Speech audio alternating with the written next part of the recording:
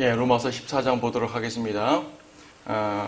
이제 로마서가 거의 다 끝나가죠. 로마서 14장입니다. 우리가 이제 12장부터 그리스도인의 실천적인 진리에 대해서 공부한다고 했었는데 12장과 13장은 모두 이 세상에 대한 자세를 나타나고 있었습니다. 여기 14장부터는 이제 성도를 대하는 자세에 대한 설명으로 들어갑니다. 그렇죠. 그리스도인들 성도 간의 관계가 매우 중요하죠. 그 성도에 대한 관계는 한마디로 말해서 형제 사랑입니다. 형제 사랑에 대한 것은 이미 13장, 12장도 나왔었어요. 하지만 12장에서는 주로 이제 이 외부 사람들, 특히 우리를 박해하는 자들에 대한 원수를 사랑하라는 개념으로 설명했었고, 14장에서는 성도를 이제 서로 사랑하는데 이 사랑에 대한 부분이 특히 어떤 부분으로 집약되냐면은 연약한 형제에 대해서 배려하고 연약한 형제를 도와주고 하는 그런 부분들에 대한 언급을 하고 있습니다. 특히 14장에서는 이 그리스도의 심판석이라든지 하나님의 나라라는 굵직한 주제가 포함되어 있어서 이 부분에 대해서는 별도로 설명을 해야 되겠지만 우리는 이제 로마서 14장의 문맥 속에 있는 부분들만 오늘은 보도록 하겠습니다. 자, 보도록 하죠. 믿음이 연약한 자를 너희가 받아들이되 의심스러운 쟁점을 피하라. 어떤 사람은 모든 것을 먹을 믿음이 있지만 연약한 사람은 채소만 먹느니라. 먹는 자는 먹지 못하는 자를 업신 여기지 말고 또 먹지 못하는 자는 먹는 자를 판단하지 말라. 이는 하나님께서 그를 받으셨습니다. 남의 종을 판단하는 너는 누구냐? 그가 서거나 넘어지는 것이 자기 주인에게 있느니라. 실로 그가 서게 되리라. 이는 하나님께서 그를 서게 하실 수 있기 때문이라. 자, 믿음이 연약한 자라는 말이 나옵니다. 여기서는 믿음이 연약하다 그러니까 구원받은 지 얼마 안 된 초신자 개념으로 말하는 것처럼 보일 수가 있지만 그런 개념으로 말하는 건 아니에요. 뒤에서 보겠지만 좀 특별한 개념으로 이 연약함을 말하고 있습니다. 우리는 1절에서 힌트를 보게 되는데요. 믿음이 연약한 자라고 말하는 상태에서 의심스러운 쟁점이란 말 나옵니다. 의심스러운 쟁점. 이 의심스러운 쟁점이 무엇입니까? 뒤에 문맥을 쭉 보면 알겠지만 특히 이제 14장에서는 음식에 관한 문제가 등장을 해요. 그리고 6절에서는 또한 나를 소중히 여기고 또 나를 소중히 여기지 않고 왜 구약에는 안식일 무슨 절기 수많은 것들이 있었지 않습니까? 날과 절기에 대한 많은 내용들이 있습니다.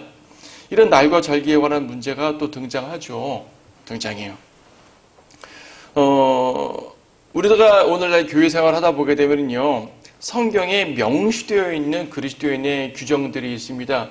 교회 생활이나 성도들 개인적인 삶, 혹은 세상을 대하는 자세 등등에서 성경이 명시적으로 말씀하고 있는 명령들, 혹은 규정들이 있지만 그 반면 성경이 명시적으로 말하지 않는, 신약 성경이 명시적으로 말하지 않는 내용들이 종종 있어요. 하지만 교회도 이제 커다란 집단이다 보니까 규모에 따라 다르겠죠. 집단이다 보니까 여기에 대해서 다양한 규정들이 생길 수가 있잖아요. 어떤 것들은 성경에 위배되지 않으니까 쓰기도 하지만 또 오늘날 수많은 교회들은 성경에 위배되는 이런 규정들을 행하는 것도 종종 있죠. 자, 성경에 위배되는 규정이면 과감히 폐해버리면 되고요. 성경에서 직접 말하는 규정이면 무조건 하면 됩니다.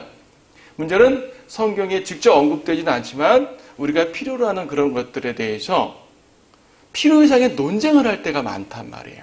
그렇죠? 논쟁을 할 때가 많습니다.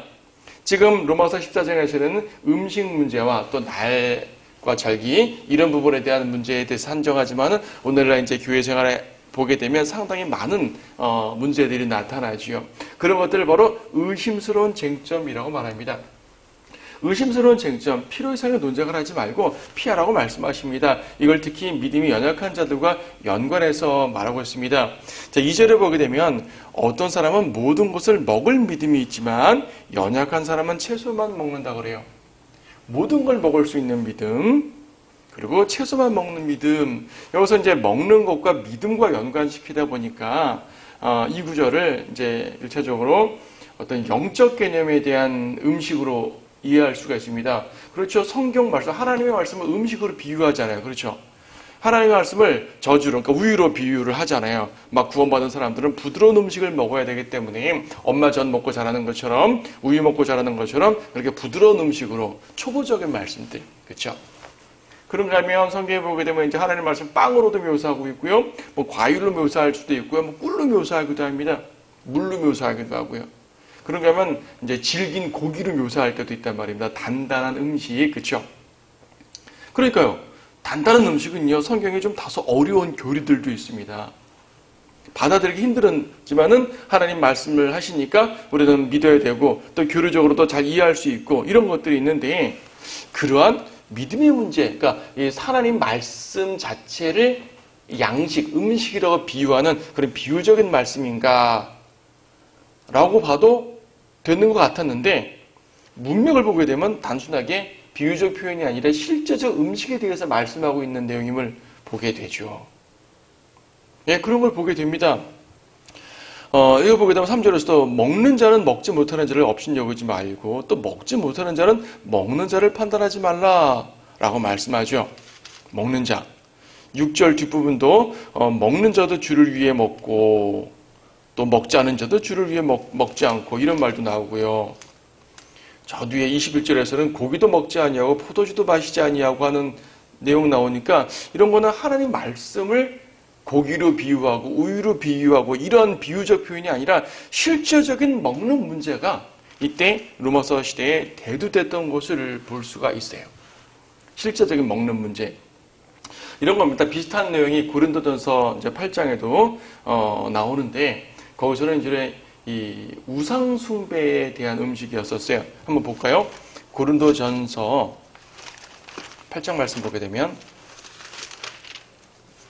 8장 1절 우상들에게 바쳐진 것들에 관하여는 우리 모두에게 지식이 있음을 알거니와 하면서 우상에게 바쳐졌던 음식, 우상에게 바쳐졌던 고기, 이걸 어떻게 해야 될 것인가라는 그러한 내용이 나오는 거죠. 그래서 고린도 교회에서는 이제 음식에 대한 문제가 나오는데 그것이 우상에게 바쳐졌던 음식에 대한 것이 키포인트였었습니다. 로마서에는 어떤 음식인지를 언급하지 않아요. 로마서에서는 로마서 14장에서는 이게 우상 숭배 음식인지 뭔지 모르겠는데 그럴 수도 있겠죠. 우상 숭배 음식이었을 수도 있습니다. 하지만 이어진 내용들을 보게 되면 특히 6절에서 5절 6절에서 어떤 사람은 이 날을 전날보다 낮게 여기고, 그렇죠. 6절 나를 소중히 여기는 자는 주를 위해 소중히 여기고, 어떤 날에 대한 개념, 절기에 대한 개념을 또 강조하는 걸 봅니다. 이걸 보게 되면 이방인들이 우상 숭배자였다가 주님께 돌아온 이방인들의 개념이라기보다는 오히려 유대인들의 모습이라고 볼 수 있어요. 율법에 얽매였던 유대인들. 비록 구원받아서 하나님의 자녀가 되긴, 그러니까 신약 성도가 되긴 했지만 아직도 이제 율법적인 것에 얽매였던 사람들. 그러니까 로마서 14장에서는 꼭 이것이 유대인들의 모습인지 꼭 무슨 우상 숭배 음식인지 이런 것들을 굳이 막 따질 필요는 없지만 기본적으로 자유롭게 음식을 먹을 수가 있는데 특정 음식에 대해서 거부하는 사람들이 생겨났단 말입니다. 특정 음식에 대해서 거부하는 사람들. 그들에 대해서 믿음이 연약한 자라고 언급을 하는 것입니다. 아니, 특정 음식을 거부하는 것이 왜 믿음이 연약한 것입니까? 그들은 이런 음식들을 자유롭게 취할 수 있는 그런 믿음이 없어요. 마음이 꺼름직하단 말이야. 왜? 아직도 율법적이고 행위적인 것, 구약적 개념에 젖어있기 때문에 그렇습니다. 여러분 골로새서 2장 16절 말씀 보면 그런 말씀이 있죠. 골로새서 2장 16절 말씀 보게 되면 이것이 이제 구약에서는 음식에 대한 규례가 매우 까다로웠는데 신약에서는 다 그런 게 폐지됐단 말이에요. 그 말씀이에요. 골로새서 2장 16절 그러므로 음식으로나 마시는 것으로나 거룩한 날이나 새 달이나 안식일 들에 관해서는 아무도 너희를 판단하지 못하게 하라. 이런 것들은 다가올 것들의 그림자이나 몸은 그리스도의 것이니라. 그거는 구약은 그림자일 뿐이고 이런 것들을 지금 따질 필요가 없다. 음식, 구약에는 가린 음식이 꽤 많았잖아요. 그럴 필요 없다는 얘기예요. 먹어도 된다는 얘기죠.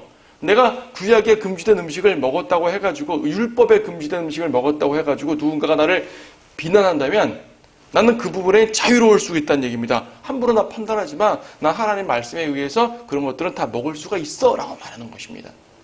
자, 이렇게 하나님 말씀을 통해서 자유함을 얻고 나의 양심과 행동에 특히 음식 문제에 있어서 자유함을 얻고 담대히 먹을 수 있는 사람을 이 문맥에 대해서는 믿음이 있는 사람이에요.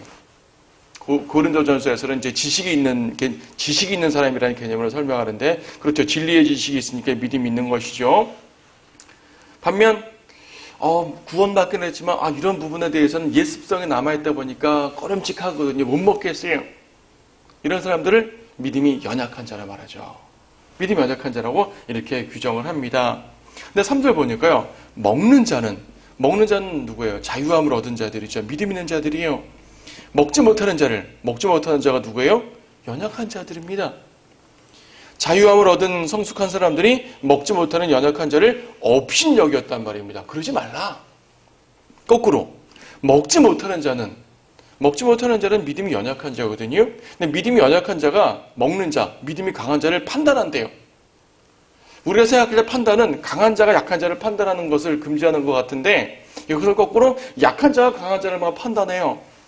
약한 자가 강한 자를 판단하는 것이 말이 안 되는 것 같지만 여기서 약한 자라는 것은 모든 면에서 약하다는 말이 아니라 특정 의심스러운 쟁점에 대해서 민감한 사람들을 말하는 것입니다. 자기들이 그런 문제에 민감하거든요. 민감하니까 판단하는 것이요. 왜 그걸 먹습니까? 왜 그런 행동을 합니까? 왜 우리가 안식일을 지키지 않습니까? 이런 것들을 따지는 것이죠. 판단하는 거예요. 그러지 말라 그랬어요. 믿음이 연약한 자를 비난하지도 말고, 그러니까 업신여기지도 말고, 자유함을 얻은 자들에 대해서 판단하지도 말라 이거예요. 양쪽 모두 하나님의 백성이다. 혹은 나오죠. 3절 끝에 이는 하나님께서 그를 받으셨습니다. 하나님께서 그를 받으셨습니다. 모두가 하나님의 백성이다. 라는 말이 성경이 지금 본문에 여러 번에 걸쳐 나오는데 예를 들어가지고 8절 끝에도요. 그러므로 우리가 살든지 죽든지 우리는 주의 것이라 그랬잖아요. 우리는 주의 것이에요. 하나님께서 받으셨단 말도 하고 우리는 주의 것이라고 말도 하고요.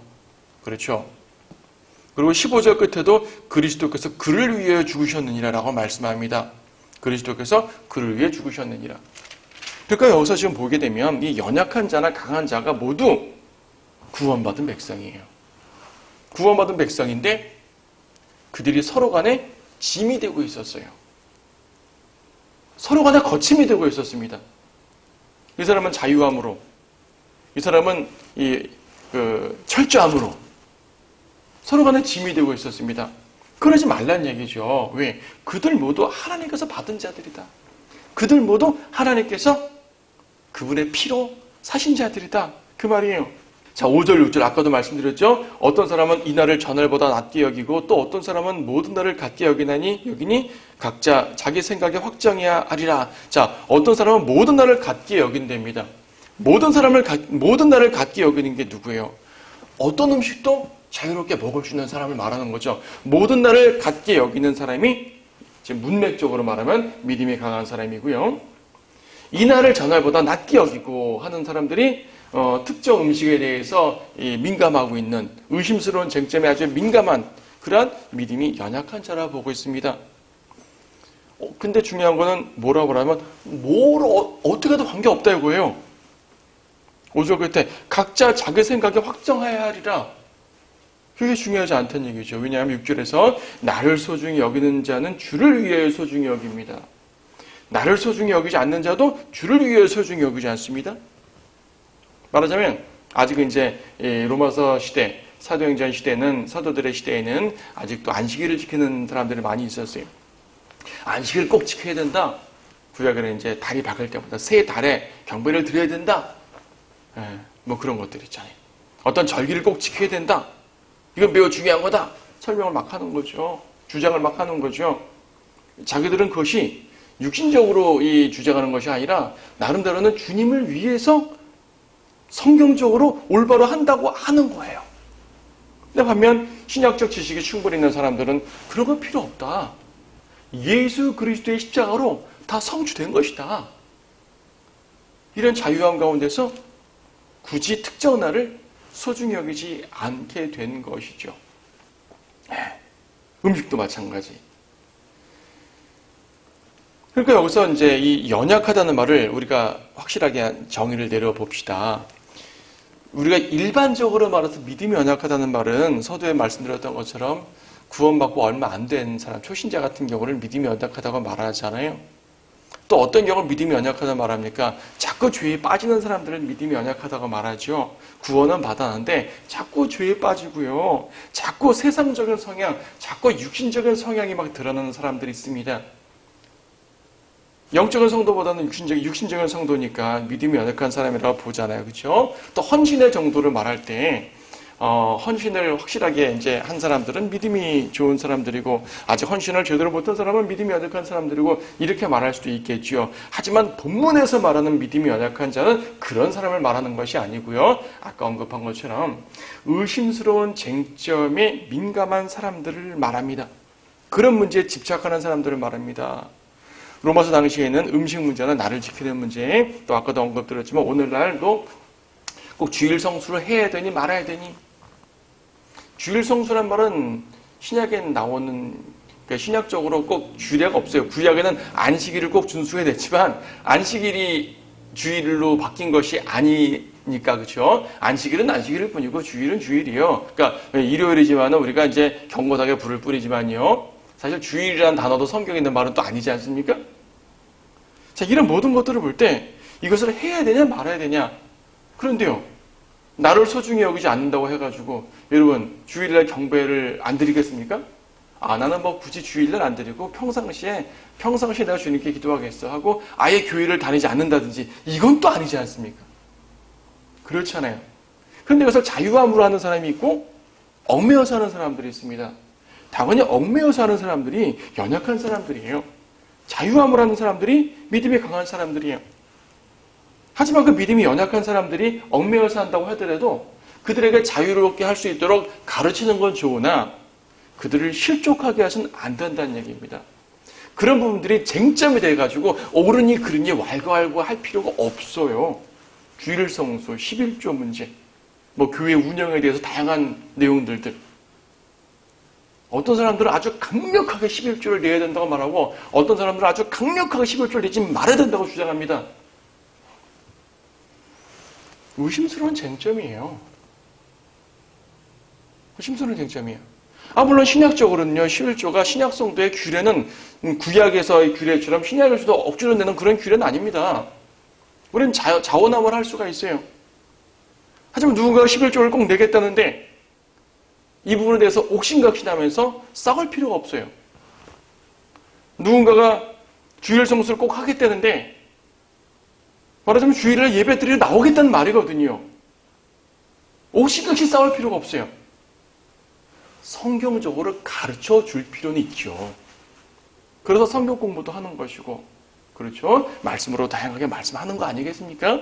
근데 이것을 옥신각신 규례로 싸운다고 생각해 보십시다. 교회가 뭐가 되겠습니까? 둘 다 하나님이 받으신 백성들인데 말입니다. 바로 그런 것들이에요.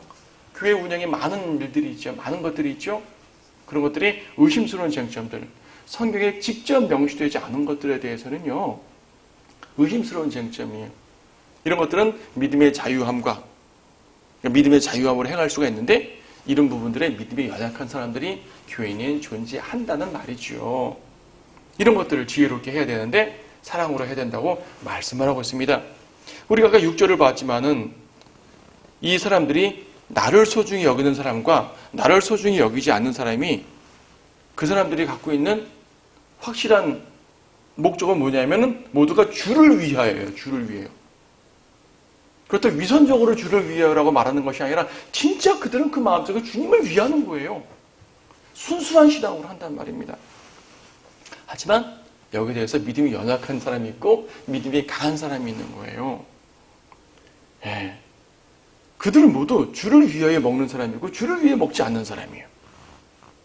7절에서는 말하잖아요. 이는 우리 중에 아무도 자신을 위해 사는 사람이 없고 자신을 위해 죽는 사람도 없기 때문이라. 그럼 누구를 위해 삽니까? 주를 위하여 살고 주를 위하여 죽습니다. 믿음이 연약한 사람 쪽에서도 주를 위하여 살고 주를 위해 죽는 사람들이고요. 자유함으로 믿음이 강한 사람들도 주를 위하여 살고 주를 위하여 죽는 사람들입니다. 그럼 둘 다 헌신된 사람들이잖아요.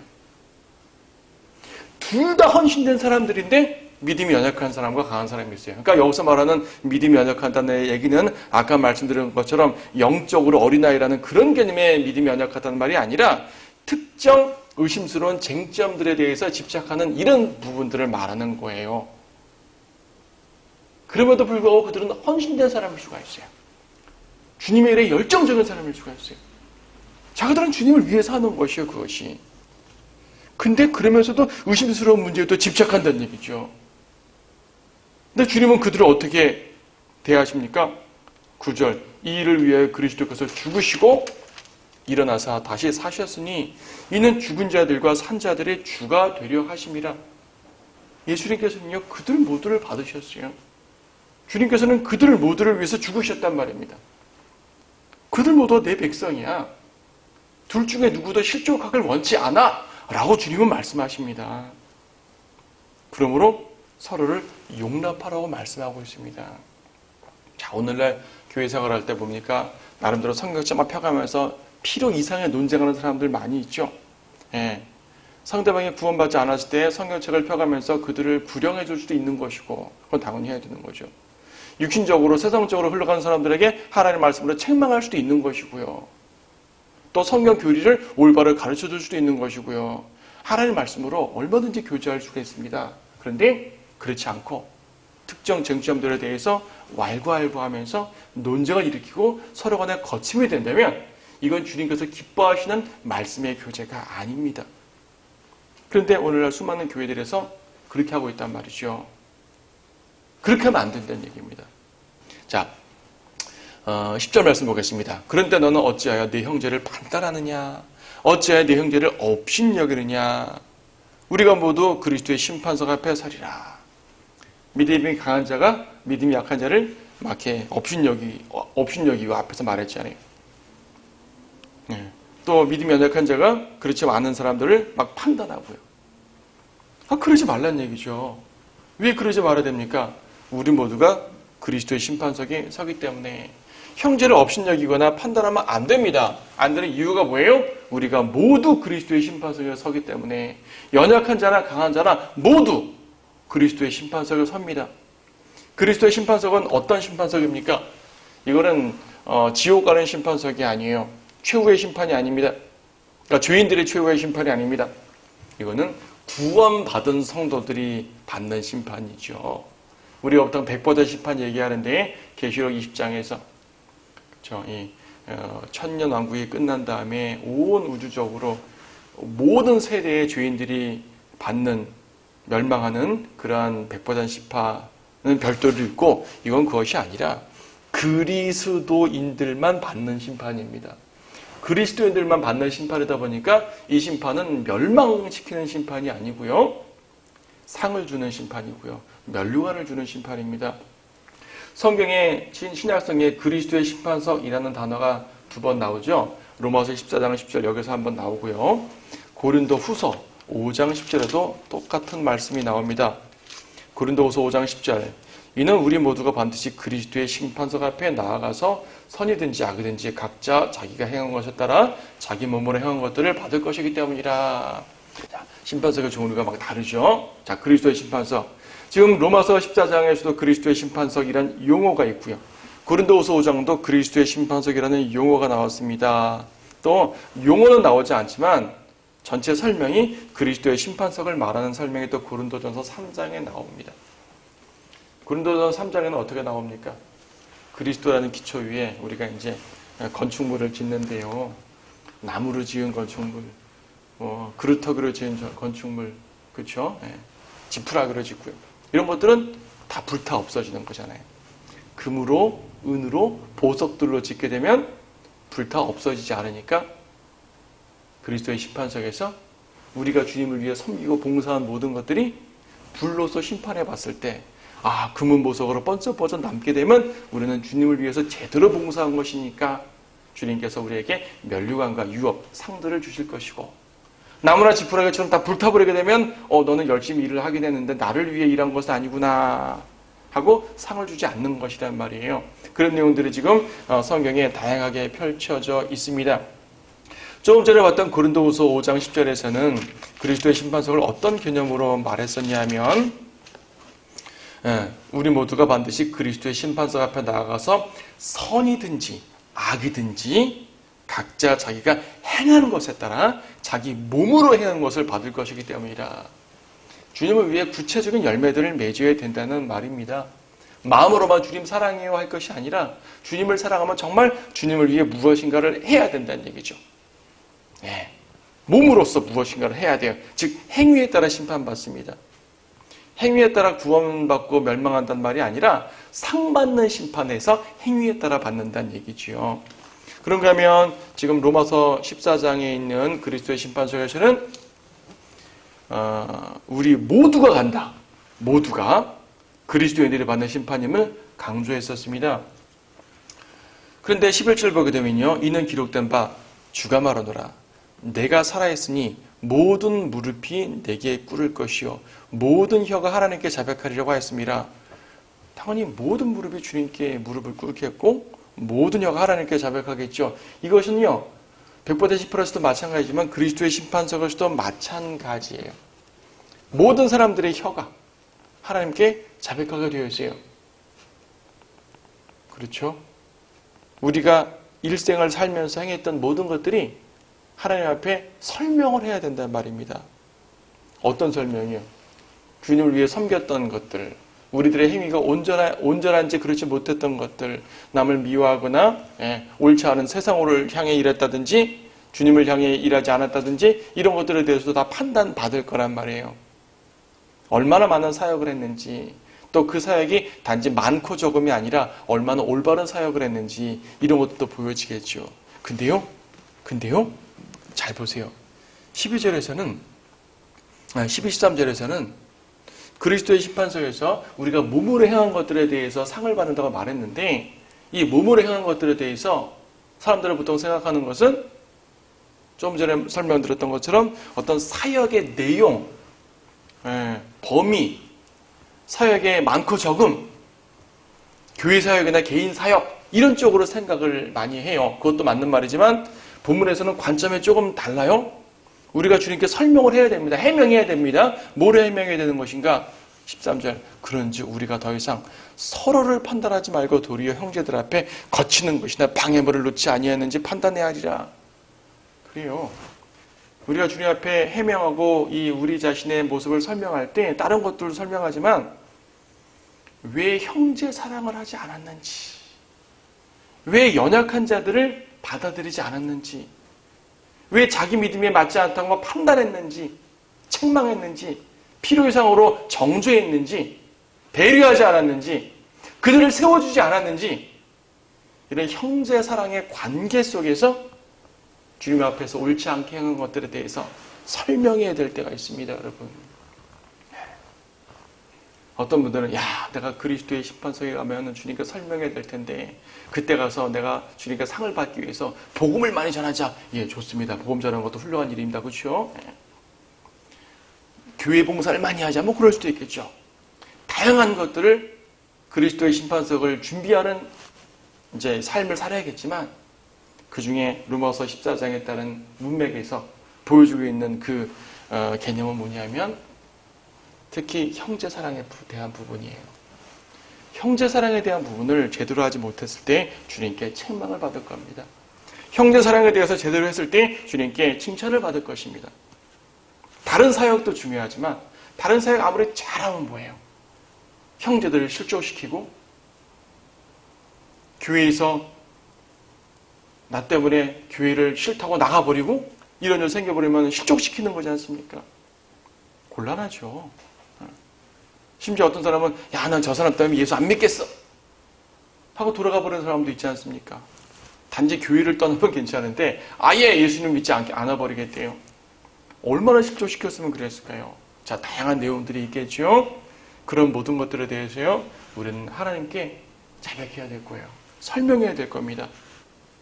그러므로 그리스도의 심판석을 대비한다면요 여러분, 형제 사랑에 대한 거, 형제들을 배려하는 거, 형제자매들을 배려하는 거, 특히 믿음이 약한 형제들을 다양한 개념으로 믿음이 약한 형제자매들을 받아주고 용납해주고 참아주는 거, 또 그들을 세울 수 있도록 도와주는 거, 이 모든 것들에 대해서 여러분들이 신경을 써야 될 것입니다. 분명히 우리는 판단을 해야 돼요. 13절 다시 보겠지만은 그런지 우리가 더 이상 서로를 판단하지 말고 우리가 무엇인가를 판단한다면요, 형제자매마다 서로를 막 나쁜 의미로 정죄하듯이 판단하지 마세요. 주님께서 우리에게 그런 판단을 허락하지 않습니다. 그것이 아니라 도리어 내가 형제들 앞에 거치는 것이다 방해물을 놓지 않았을까? 이걸 판단하라는 얘기죠. 나의 행위. 형제들 앞에서 거침이 됐던 나의 행위들을 판단해야 돼요. 우리의 행위들을 판단해야 되는 것이죠. 그것이 주님께서 우리에게 요구하시는 판단입니다. 그리스도인들은 사람 자체를 판단할 것이 아니라 행위를 판단해야 된다고 말하는데, 이 행위마저도 다른 사람들의 행위를 판단할 것이 아니라요, 자신의 행위를 판단하십시오. 특히 형제사랑의 관점으로 말할 때 내가 다른 사람들 앞에 거침이 되지 않았는가? 왜 내가 그랬을까? 이런 것들을 판단하면서 자기 행동을 교정하고요, 믿음이 연약한 자 혹은 믿음이 강한 자 서로 우리 모두가 하나님 안에서 하나다는 사실, 예수 그리스도의 보혈 안에서 하나님 말씀의 진리 안에서 하나라는 사실을 깨달아야 돼요. 특히 이것은 지역교회 안에서 매우 중요한 문제입니다. 그렇다고 이 세상에 수많은 가짜 교회들, 거짓 교리를 전파하는 잘못된 교회들, 이 믿음이 잘못된 사람들, 이런 부분까지 다 받아들이려는 것은 아니죠. 이것은 진리의 문제이기 때문에 그런 부분들에 대해서는 진리를 전파하는 데 있지만, 하나님 말씀의 진리에 동의한 상태에서 개인의 의심스러운 쟁점들 같은 그런 특별한 부분들에 대해서 서로 의견이 다를 때는 그런 거는 받아주고 참아주라는 말이에요. 특히 믿음이 강한 사람이 참아줘야죠. 믿음이 약한 사람이 참겠습니까? 조금이라도 뭘도 믿음이 강하고 그런 사람이 참아주는 것이 옳습니다. 14절이요. 내가 주 예수 안에서 알고 또 확신하는 것은 아무것도 그 자체가 부정한 것은 없으나 어떤 것을 부정하다고 생각하는 그 사람에게는 부정한 것이니라. 그러나 만일 내 음식 때문에 내 형제가 슬퍼하게 되면 내가 이제 사랑을 따라 행한 것이 아니니 내 음식으로 그를 망치지 말라. 그리스도께서 그를 위하여 죽으셨느니라. 자, 앞에서 다 설명한 내용이죠. 이제 이 부분을 결론적으로 말씀드리는 것입니다. 자, 의심스러운 쟁점에 대한 자세를 갖는데 14절, 15절 두 가지 자세를 언급합니다. 14절은 이제 먼저는 해당 문제에 대해서 자유함을 가져야 돼요. 자유함을 갖도록 해요. 이제 믿음이 연약한 자도 궁극적으로 믿음이 강하게 만들어야 되니까 하나님 말씀을 통해서 그들을 또 세워줄 필요가 있고 올바로 가르쳐줄 필요가 있죠. 자유함을 가져야 돼요. 음식 먹어도 돼. 율법에 어긋나는 음식 먹어도 된단 말이에요. 자유함을 가져야 되죠. 만약 이것이 부정하다고 생각된다면 그 자체가 부정한 것이죠. 어떤 사람이 돼지고기를 먹었습니다. 구약에는 돼지고기 먹으면 안 되잖아요. 그렇죠? 율법에 어긋나는 음식이에요. 자, 돼지고기를 먹어서 이방인 세계에 살다 보니까 먹었어요. 어떤 사람은 괜찮아. 자유함을 가지고 먹습니다. 어떤 사람은 이거 어느 형제는 이런 거 참 싫어하는데 이거 괜찮은 것인가? 내가 이거 먹으면 되는 것인가? 이거 구약 성경이 안 된다고 말씀하는데 등등 생각할 수 있죠. 근데 의심합니다. 부정하다고 생각하면 부정한 것이고 부정하다고 생각하지 않으면 부정한 것이 아니에요. 왜? 이 자체는 옳고 그름의 문제가 아니니까. 만약 옳고 그름의 분명한 선악관의 문제라면 당연히 생각하는 대로 부정할 수도 있고 부정하지 않을 수도 있고 이건 말이 안 돼요. 죄라는 것은 분명히 죄고 아닌 건 아닌 겁니다. 이거는 의심스러운 쟁점에 관한 문제들, 음식 문제 이런 걸 말하는 겁니다. 그럼 오늘 자유함을 가지십시오. 아까 골로새서 2장 16절에 있는 것처럼 이런 문제 가지고 누구에게라도 저촉받거나 판단받을 필요가 없습니다. 그런데 15절에 보게 되면은 내 음식 때문에 내 형제가 슬퍼하게 되면 누군가가 내가 먹는 음식 때문에 실족하게 되면 자유함을 따라 행하지 말고 사랑을 따라 행하란 말입니다. 나는 자유함으로 무엇이든 먹을 수가 있어요. 신약교리 어긋나지 않거든요. 하지만 누군가가 나의 자유함을 통해서 자유함을 보고 이 사람은 실족한단 말이에요. 그럼 여러분들은 순간 자유함을 포기하시는 게 좋아요. 자유함을 포기하시고 사랑으로 행하십시오. 그래, 내가 고기 안 먹으면 되죠. 내가 이 고기 먹는 것 때문에 당신이 실족한다면 저 고기 안 먹겠습니다. 됐습니까? 그렇게 하면 돼요. 그 사람을 이렇게 믿음으로 말씀으로 키워주는 건 당연히 해야 되지만 일단 실족했는데 실족한 사람 앞에서 말씀 놓고 막 가르치는 건 별로 효과적이지 못해요. 일단 위로해 줘야죠. 사랑으로 다가가야 됩니다. 실족하지 않게 해야 됩니다. 그런 걸 말하는 것이에요. 음식 때문에 누군가가 실족한다면 되겠습니까? 음식 때문에 형제를 망치면 되겠습니까? 그 사람도 그리스도께서 그를 위해 죽어주신 형제인데 예수님이 그분의 고귀한 피로써 사신 형제예요. 예수님이 천하보다 귀한 온 우주에서 가장 귀한 그분의 생명, 즉 보혈로 사신 형제를 내가 기껏 음식 때문에 그를 실족시킨다고요? 사소한 이 의심스러운 쟁점 문제 때문에 그를 실족시킨다고요? 교회 내 이러한저러한 이 다툼 때문에 그를 실족시킨다고요? 안 되죠. 큰일 날 짓이죠. 그러면 안 됩니다. 그래서 16절에서 말씀하셨지 않습니까? 그러므로 너희의 선한 것이 비범하지 않게 하라. 너희의 선한 것 뭐죠? 자유롭게 행하는 것. 양심의 자유에 따라서, 신앙의 자유에 따라서 내가 자유롭게 모두가 행할 수가 있습니다. 그건 선한 것이에요. 근데 그런 선한 행위가 비방받을 수도 있어요. 그래서 제가 다른 시간에 말씀드린 것 같지만은 우리는 자유롭게 행할 수가 있지만 우리의 자유를 포기할 수 있는 유일한 근거가 있는데 그것은 바로 형제 사랑 때문입니다. 자유를 포기할 수 있어야 돼요. 물론 스스로 포기하는 거죠. 뭐 억지로 이렇게 제한받는다는 말이 아니라 내 스스로 자유를 제한할 수가 있습니다. 여러분들은 자유롭게 누릴 수가 있지만 스스로 자유를 포기해야 할 때가 종종 있을 것입니다. 그것은 바로 형제 사랑 때문에. 연약한 형제를 사랑하는 때는 그렇게 해야 될 때가 있어요. 그렇죠. 20절에 보게 되면요. 음식 때문에 하나님의 일을 망치지 말라 그랬지 않습니까? 21절에 보게 되면 고기도 먹지 아니하고 포도주도 마시지 아니하며 무엇으로든지 네 형제를 넘어지게도 아니하고 실족하게도 아니하며 연약하게 하지 아니하는 것이 좋으니라. 맞습니다. 차라리 안 먹는 게 낫단 말이죠. 여러분 고린도전서 8장 13절에서도 사도 바울은 비슷한 말씀을 합니다. 고린도전서 8장 13절 그랬죠. 따라서 음식이 내 형제를 실족시킨다면 나는 고기를 이 세상에 존재하는 한 먹지 아니하리니 이는 내가 내 형제를 실족시키지 아니하려는 것이니라. 이것 때문에 사도 바울이 채식주의자가 됐다고 설명할 필요는 없겠죠. 이 이후로 고기를 전혀 안 먹었다는 말은 아니지만은 이건 자세입니다. 자세. 그렇죠. 자세. 형제를 실족시키느니 차라리 내 자유를 제한하겠다는 말입니다. 자, 17절 보세요. 하나님의 나라는 말이 나옵니다. 하나님의 나라는 주제는 별도로 크게 다뤄되겠지만 여기서 이 문맥으로만 설명합니다. 하나님의 나라는 먹고 마시는 것이 아니라 다만 성령 안에서 의와 화평과 기쁨이다. 이것이 사실 성경에 나오는 하나님의 나라 쭉 이제 큰 주제 속에서 말하자면은 그 핵심이에요. 핵심이고 하나님의 나라의 정의라고 말할 수 있겠죠. 하나님의 나라는 먹고 마시는 것이 아니랍니다. 근데 먹는 문제 때문에 하나님의 나라가 해를 입으면 되겠습니까? 안 된다는 얘기죠.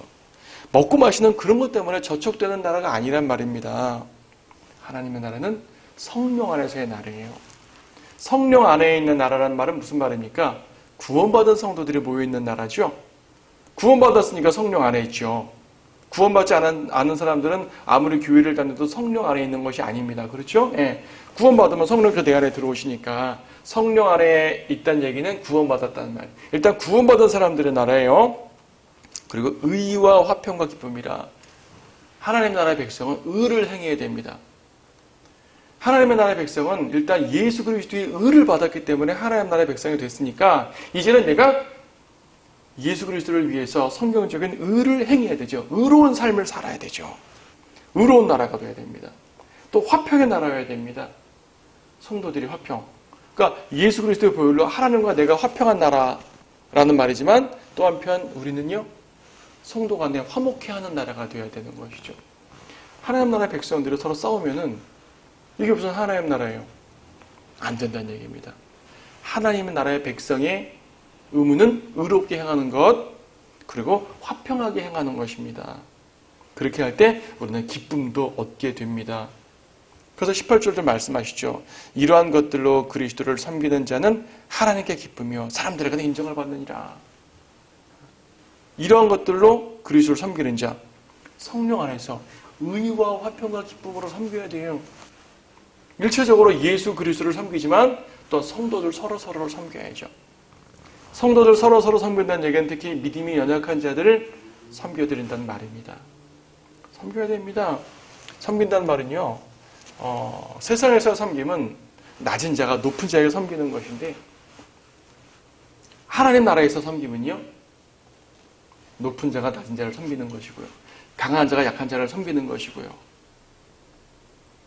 자유로운 자가 연약한 자를 섬기는 것입니다.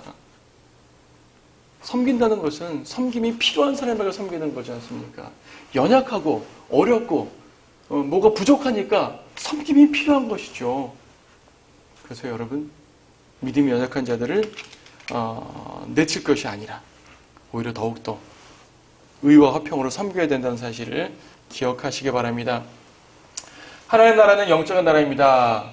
그러므로 먹고 마시고 나를 지키고 특정 쟁점들 이런 것에 얽매이면 안 됩니다. 성령 안에서 의롭게 행하고 화평케 행하며 기쁨을 얻어야 됩니다. 자, 결론 부분입니다. 22절. 내게 믿음이 있느냐? 그 믿음을 하나님 앞에서 스스로 가지고 있으라. 자신이 승인하는 일로 자신을 정죄하지 아니하는 자는 복이 있도다. 무슨 말이에요? 믿음이 있으면 그 믿음을 굳게 가지고 계십시오. 자신이 승인하는 일로 정죄하지 않는다는 말이 무슨 말입니까? 여러분이 자유롭고 양심적이고 정당하다고 스스로 승인할 수 있는 일이 있으면 그건 자유롭게 행할 수 있다는 얘기입니다. 나는 믿음이 강한 사람이기 때문에 이 믿음으로써, 자유로운 믿음으로써, 양심적인 믿음으로써 얼마든지 자유롭게 행할 수가 있다는 얘기예요. 그러한 자세를 하나님 앞에 스스로 가지고 있으라고 말합니다. 그 강한 믿음을 포기하지 말란 말입니다. 그렇죠? 예. 강한 믿음을 포기하지 마십시오. 그 믿음을 간직하고 있고요, 여전히 자유롭게 행하시고 양심적이고 정당한 일을 행하십시오. 의로운 일을 행하십시오. 하지만 그 정도 믿음이 없는데도 불구하고 남을 따라서 흉내를 낸다면 그 사람은 믿음 있는 사람이 아니고 연약한 사람인 것이죠. 23절. 그러나 의심하는 자는 그가 먹을지라도 정죄되었나니 이는 믿음으로 먹지 아니하였기 때문이라. 누가 먹으니까 그럼 먹어도 되나 보다. 근데 뭔가 꺼릴게요. 먹었어요. 그 사람은 이 일이 스스로 승인한 일이에요? 안 승인하지 않은 일입니까? 자기 양심으로, 믿음이 연약한 자는, 음식 문제에 있어 믿음이 연약한 자는 자기 양심으로 이 음식을 먹는 걸 승인하지 않은 사람이에요. 근데 분위기에 따라서 먹었어요. 한번 흉내 한번 내봤어요. 그건 그 사람은 정죄받는 것이죠. 자기한테는 죄거든요. 자기한테는 죄예요. 그래서 믿음이 강한 사람은 자유롭게 행할 수 있지만 믿음이 연약한 사람은 자유롭게 행할 수가 없어요. 그럼 그들을 배려하란 말입니다. 그들을 돌봐주란 말입니다. 그들을 사랑하란 말입니다. 이것이 주님이 우리에게 요구하는 것입니다. 그러므로 믿음이 강한 사람들은 약한 사람들을 돌봐주고 이해하고, 믿음이 약한 사람들은 궁극적으로 믿음이 강할 수 있도록 하나님의 말씀의 진리의 지식으로서 무장하고 나아가야 되죠. 아직 부족하면 억지로 흉내낼 것이 아니라 하나님의 말씀을 통해서 온전하게 믿음을 키우는 것이 우선입니다. 궁극적으로 믿음을 키워야 되지 않겠어요? 그렇죠? 흉내만 내는 건 죄입니다. 네. 그래서 믿음으로 아니하는 모든 것이 죄니라. 성경의 죄는요, 도둑질, 간음, 살인 같은 이렇게 도덕적인 죄만 죄가 아니고요, 하나님을 섬기지 않고 우상 숭배하는 그런 것만 죄가 아니고요, 믿음으로 하지 않는 것도 죄라고 합니다. 우선 우리의 믿음을 키워야겠습니다. 여러분 중에서 믿음이 연약한 자가 있으면 믿음을 키워야겠습니다. 믿음이 여린 사람이 있으면 믿음을 키워야겠습니다. 믿음이 강한 사람이 있으면 믿음이 연약한 사람을 도와야겠습니다. 일단 배려하고 그들을 도와주지만 하나님의 말씀으로 클 수 있도록 우리 함께 기도하고 노력하면서 성령 안에 있는 하나님의 나라를 온전히 이룰 수 있었으면 좋겠습니다. 하나님의 나라가 우리 안에서 의와 화평과 기쁨, 성령 안에서 의와 화평과 기쁨으로 정말로 우리 안에서 구현만 될 수 있다면요, 믿음이 연약하고 강한 것이 무슨 소용이 있겠습니까? 서로 돌봐주고 이해하고 감싸면 되지 않겠습니까? 자, 그런 부분은 뜻대로해서 우리 스스로 헌신하고 성도를 서로서로 돌아보는 여러분 모두가 되기를 바랍니다.